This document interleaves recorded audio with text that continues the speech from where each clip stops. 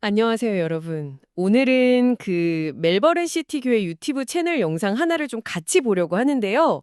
주제가 요한계시록이에요. 이게 참 많은 분들이 어렵다고 느끼시잖아요. 네, 그렇죠. 도대체 왜 어려운 건지, 그리고 그 안에 담긴 하나님의 진짜 마음, 그러니까 진심은 뭘까? 이런 걸 다루는 영상이더라고요. 그래서 오늘 저희 목표는 이 영상 분석을 통해서 계시록에 대한 좀 새로운 시각을 얻는 겁니다. 네, 맞아요. 이게 우리가 새로운 걸 배울 때 누가 가르쳐 주느냐, 또 어떤 관점의 책으로 보느냐가 참 중요하잖아요. 영상에서도 그 점을 지적하는데요. 예를 들어 잘못된 안내자를 만나면 진리가 왜곡될 수 있듯이 계시록도 잘못된 관점으로 접근하면 오해하기 딱 좋다는 거죠. 네, 영상에 따르면 계시록이 어려운 진짜 이유가 복잡한 환상이나 상징 이런 것 때문이라기보다는 오히려 글쓴이, 그러니까 하나님의 근본적인 의도, 그 진심을 제대로 파악하지 못해서일 수 있다 이렇게 말하더라고요. 아, 옛날 유대인들이 눈앞에 예수님을 보고도 몰라봤던 것처럼요. 그거 참 흥미로운 관점이네요. 그럼 하나님은 왜, 쉬운 말 대신 굳이 환상이나 상징을 쓰셨을까요? 영상에서는 그게 예수님이 비유를 사용하신 이유랑 좀 비슷하다고 설명해요. 그 마태복음 13장 내용을 인용하면서요.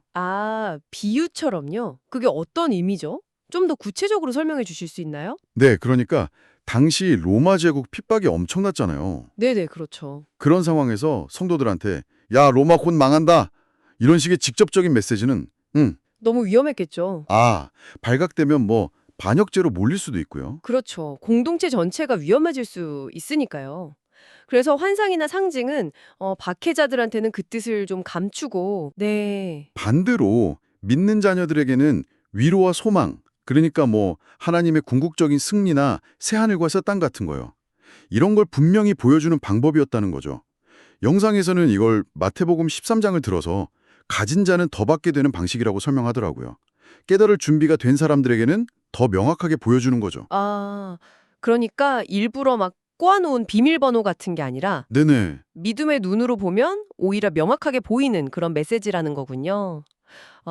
영상에서 계시록 자체 구조를 아는 것도 이해에 도움이 된다고 하던데요. 네, 맞습니다. 그 요한계시록 1장 19절 말씀이 있잖아요. 네가 본 것과 지금 있는 일과 장차 될 일을 기록하라. 네네. 이걸 딱 열쇠 삼아서 전체 구조를 크게 세 부분으로 나눠볼 수 있다고 제안해요. 첫째는 요한이 직접 본 것, 그러니까 1장 내용이고요. 둘째는 지금 있는 일, 이게 이제 2-3장에 나오는 7교회 이야기. 7교회요? 네, 그리고 셋째가 장차 될 일, 4장부터 22장까지의 내용이죠. 이 틀을 알고 읽으면 내용을 따라가기가 훨씬 수월하다는 거예요. 특히 그 시작 부분 1장 1절부터 8절까지 서론이 아주 중요하다고 강조하던데요. 네, 맞아요.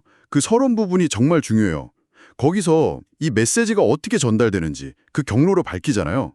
하나님으로부터 예수님, 천사, 요한, 그리고 교회 공동체로 이어지는 그 흐름이요. 그리고 이 말씀을 읽고 듣고 지키는 사람에게 복이 있다고 약속하고요. 네. 또 예수님을 죽은 자들 가운데서 먼저 나셨다.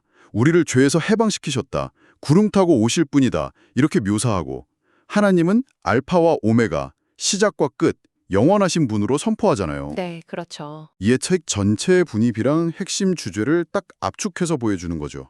와, 듣기만 해도 되게 장엄한데요. 왜 이렇게 처음부터 강력하게 나갔을까요? 그게 이제 영상에서는 당시 성도들이 처했던 상황을 생각해보라고 하거든요. 박해 상황이요? 네, 정말 극심한 박해 속에서 믿음이 막 한등일 수 있잖아요. 하나님이 진짜 계신가? 이 고난은 언제 끝나나? 이런 의심까지 들 수 있는 상황에서 바로 그런 성도들한테 책 처음부터 예수님의 권능, 하나님의 영원하심, 그리고 그분의 확실한 재림 약속을 강하게 딱 상기시켜주는 거죠. 즉각적인 위로와 함께 절대 흔들리지 않는 소망을 주려고 했다는 거네요. 두려움을 이겨낼 힘을 주는 거죠. 그렇군요. 시작부터 걱정 마라, 결국 내가 이긴다. 이런 강력한 메시지를 심어주려고 했다는 거네요. 바로 그겁니다. 그래서 영상에서는 요한계시록의 핵심이 무슨 비밀스러운 미래 사건 해독법 이런 게 아니라고 계속 강조해요. 네. 오히려 절망적인 현실 앞에서 도망치거나 타협하지 말고 믿음으로 용기 있게 빛의 길을 걸어가라 이렇게 격려하는 소망의 편지라는 거죠. 십자가에서 보여준 하나님의 그 변함없는 사랑, 그리고 다시 오시겠다는 예수님의 약속, 이걸 굳게 붙들고 현실의 어려움을 믿음으로 헤쳐나가라는 응원인 거예요. 이런 하나님의 진심을 알면 그게 환상이든 말씀이든 우리는 그분의 뜻을 충분히 이해하고 위로받을 수 있다. 이게 그 영상의 주장입니다. 아, 정리를 좀 해보면 결국 이 영상은 요한계시록을 이해하는 열쇠가 어떤 어려운 상징풀이 자체에 있는 게 아니라 네. 고통받는 성도들을 향한 하나님의 그 절절한 사랑과 소망, 그 근본적인 진심을 파악하는 데 달려있다. 이렇게 말하는 거군요. 관점을 바꾸는 게 핵심이네요. 네, 맞습니다. 그게 이 영상이 아마 여러분께 전하고 싶은 가장 중요한 메시지일 겁니다. 그래서 마지막으로 여러분께 한번 이런 질문을 던져보고 싶어요. 우리가 어떤 글이나 메시지를 접할 때 말이죠.